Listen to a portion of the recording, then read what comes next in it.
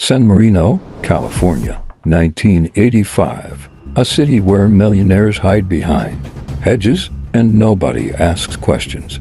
Inside one modest home on Orlando Avenue, a strange family lived.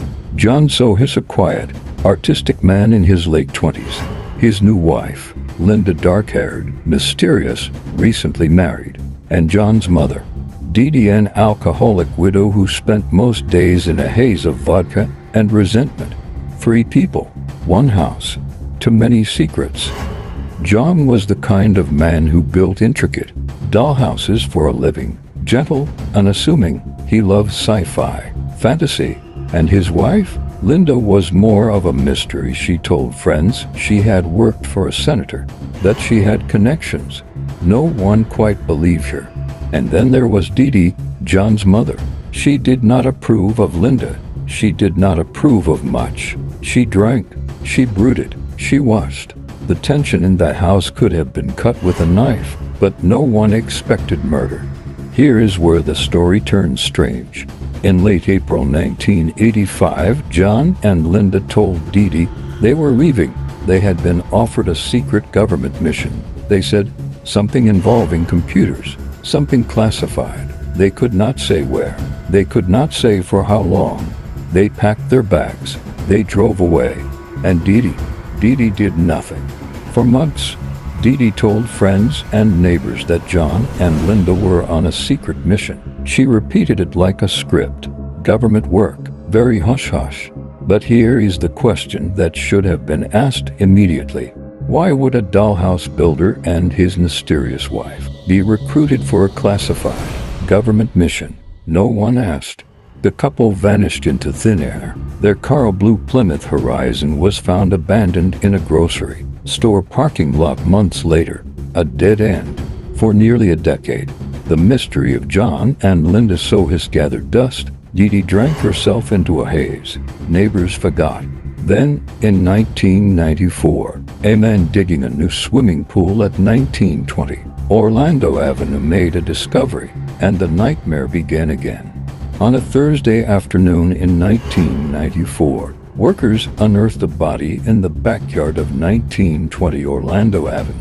The body had been dismembered, wrapped in plastic, buried beneath what had once been a fish pond. Dental records confirmed what everyone had begun to suspect. The body was John Sohus. He had never left for a secret mission. He had never driven away in a blue Plymouth. He had been dead the whole time, buried in his own backyard, while his mother sat inside drinking, believing lies. But where was Linda? She had vanished completely.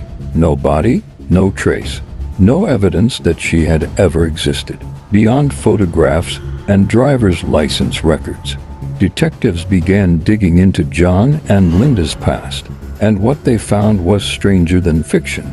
Before she married John, Linda had lived in Los Angeles. She had befriended a man, a charming, well-dressed British man who claimed to be a member of the royal family. He called himself Christopher Chichester. He wore expensive suits. He spoke with an impeccable English accent. He told stories of castles and estates.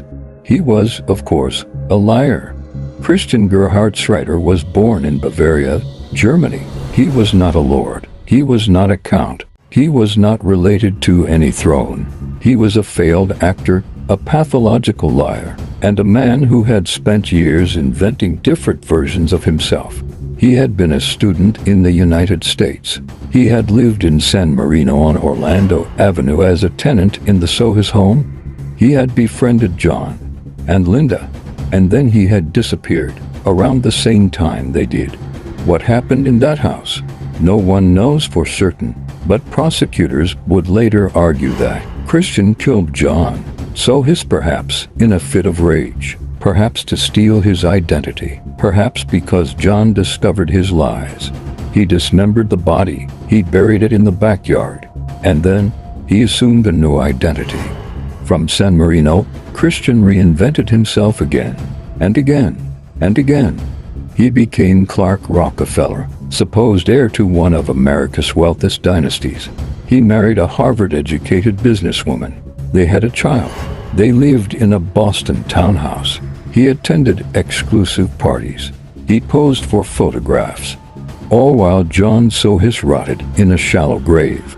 In 2013, Christian Gerhardtschreiter was convicted of John Sohus's murder. He was sentenced to 27 years to life, but he has never admitted guilt. He insists he is innocent.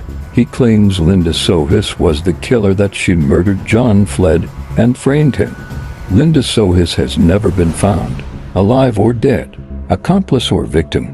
Did she help Christian dispose of her husband? Or did Christian kill her too, her body hidden somewhere else, never discovered? Detectives have theories. Linda had a secret past. She had used aliases. She had connections that no one fully understood. Some believe she may still be alive, living under a new name, hiding from a life she fled decades ago. Others believe her bones lie somewhere in the California desert, waiting to be found. The secret mission was a lie. John never left. Linda may never return. Christian Gerhardtschreiter sits in a prison cell, still insisting on his innocence, still wearing masks that no longer fool anyone. This is one of the most bizarre, unsettling cases in true crime history. A murder disguised as a secret mission. A con artist who stole not just identities but a man's entire future. A wife who disappeared into thin air and has never been seen again.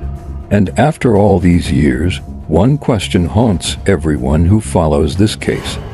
Do you believe Christian Gerhardtschreiter acted alone? Or is Linda Sohus still out there alive, hiding, waiting? Comment below. Tell me your theory. Subscribe to History's Hidden Darkness for more strange, dark, and untold stories.